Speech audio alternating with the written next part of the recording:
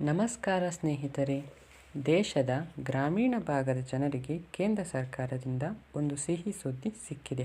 ಗ್ರಾಮ ಪಂಚಾಯಿತಿ ವ್ಯಾಪ್ತಿಯಲ್ಲಿ ಈವರೆಗೆ ಚಾಲ್ತಿಯಲ್ಲಿರುವ ನರೇಗಾ ಅಥವಾ ಮಹಾತ್ಮ ಗಾಂಧಿ ರಾಷ್ಟ್ರೀಯ ಗ್ರಾಮೀಣ ಉದ್ಯೋಗ ಖಾತರಿ ಯೋಜನೆ ಇನ್ಮುಂದೆ ಹೊಸ ರೂಪದಲ್ಲಿ ಕಾಣಿಸಿಕೊಳ್ಳಲಿದೆ. ಗ್ರಾಮೀಣ ಬಡ ಕುಟುಂಬಗಳಿಗೆ ಆಸರೆಯಾಗಿದ್ದ ಈ ಯೋಜನೆಯನ್ನು ಕೇಂದ್ರ ಸರ್ಕಾರವು ಈಗ ಪರಿಷ್ಕರಿಸಿದೆ. ಇನ್ಮುಂದೆ ಕೇವಲ 100 ದಿನಗಳ ಕೆಲಸ ಇರುವುದಿಲ್ಲ. ಬದಲಾಗಿ ಇದನ್ನು ಪೂಜ್ಯ ಬಾಪು ಗ್ರಾಮೀಣ ರೋಜ್ಗಾರ್ ಯೋಜನೆ ಎಂಬ ಹೆಸರಿನಡಿ 125 ದಿನಗಳಿಗೆ ವಿಸ್ತರಿಸಲಾಗಿದೆ. ಅಂದರೆ ಪ್ರತಿಯೊಂದು ಜಾಬ್ ಕಾರ್ಡ್ ಹೊಂದಿರುವ ಕುಟುಂಬಕ್ಕೂ ವರ್ಷಕ್ಕೆ ಹೆಚ್ಚುವರಿ 25 ದಿನಗಳ ಉದ್ಯೋಗ ಲಭ್ಯವಾಗಲಿದೆ.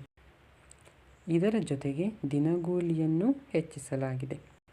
ನೀವು ಗ್ರಾಮೀಣ ಪ್ರದೇಶದವರಾಗಿದ್ದರೆ, ನಿಮ್ಮ ಊರು ಪಂಚಾಯಿತಿ ವ್ಯಾಪ್ತಿಗೆ ಒಳಪಟ್ಟಿದ್ದರೆ ಅಥವಾ ನೀವು ಈಗಾಗಲೇ ಉದ್ಯೋಗ ಖಾತರಿ ಯೋಜನೆಯಡಿ ಜಾಬ್ ಕಾರ್ಡ್ ಹೊಂದಿದ್ದರೆ ಈ ಮಹತ್ವದ ಮಾಹಿತಿಗಾಗಿ ವಿಡಿಯೋಗೆ ಈಗಲೇ ಲೈಕ್ ಮಾಡಿ.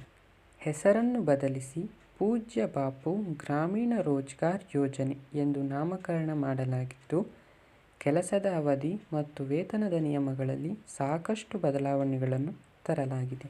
ಈ ಎಲ್ಲದರ ಕುರಿತು ಸಂಪೂರ್ಣ ಮಾಹಿತಿ ತಿಳಿಯಲು ವಿಡಿಯೋವನ್ನು ಕೊನೆವರೆಗೂ ನೋಡಿ.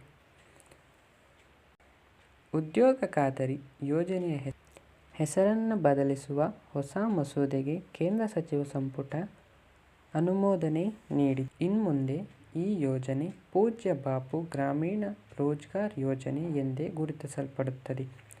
ಹೊಸ ನಿಯಮದಂತೆ ಕೆಲಸದ ದಿನಗಳನ್ನು 100ರಿಂದ 125ಕ್ಕೆ ಏರಿಸುವುದರ ಜೊತೆಗೆ ಕನಿಷ್ಠ ದಿನಗೂಲಿಯನ್ನು 240 ರೂಪಾಯಿಗಳಿಗೆ ಹೆಚ್ಚಿಸುವ ಪ್ರಸ್ತಾವನೆಯೂ ಪರಿಗಣನೆಯಲ್ಲಿದೆ ಎಂದು ಅಧಿಕಾರಿಗಳು ತಿಳಿಸಿದ್ದಾರೆ. ಪ್ರಸ್ತುತ ಈ ಯೋಜನೆಯಡಿ ಸುಮಾರು 15.4 ಕೋಟಿ ಕಾರ್ಮಿಕರು ನೋಂದಾಯಿತರಾಗಿದ್ದು, ಅದರಲ್ಲಿ ಮಹಿಳೆಯರ ಪಾಲು ದೊಡ್ಡದಿದೆ ಎಂಬುದು ಗಮನಾರ್ಹ.